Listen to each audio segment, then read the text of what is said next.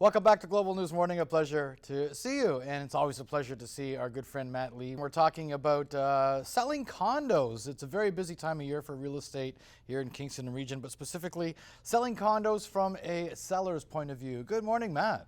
Good morning. How are you?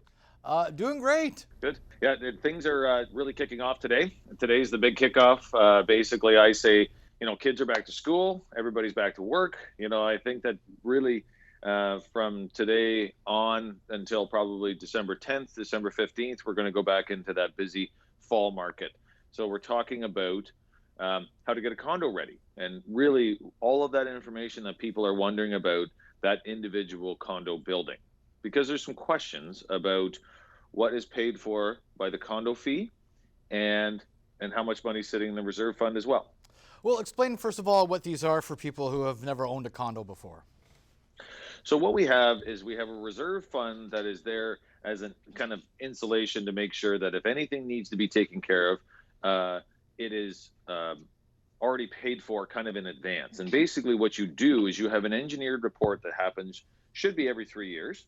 And they tell you how long the roof is going to last on a flat roof. And this condo style is an apartment building style. So, you say the roof is, going to be another 10 to 15 years. We're going to start building up to get ready for that cost. The elevators are going to be the next, 15 years. Okay, so we have a couple things that we need to deal with, and we want to make sure that we add to that reserve fund. And that's part of your condo fee. So it's a monthly thing that kind of takes care of that.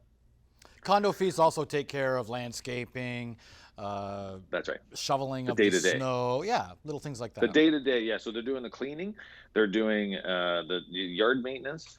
A lot of buildings actually have one water main. So when you deal with water and sewer, sometimes it's taken care of by the condo fee as well because they only had one main come in and then it's kind of split up amongst the building. So you have all of these different pieces that are happening, and you want to make sure that you have somebody to review that when you are buying something. Now, from the seller's side, how do we basically make it as attractive as possible when we're getting into a busy market? When we get into a busy market, what we want to do is we want to have maybe a status certificate in advance. And what that means is that if you own a condo and you're thinking of selling, probably 2 weeks before you list the property, you call the property management company and you say, I would like to pay for a up-to-date status certificate on my building or on my condo unit. And basically what it tells you is everything's been paid up to date, and basically it'll go through how much is in the reserve fund, what the payments are, is there an increase coming next year or the year after, and it kind of lays all of that out. If you have that in advance to listing the property, then the buyers feel more comfortable that they have the ability to review this stuff.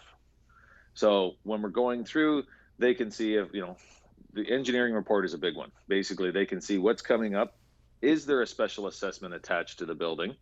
And what are we paying for? It's not mandatory to pay for a status certificate from the seller's point of view, but it makes it easier for the buyers.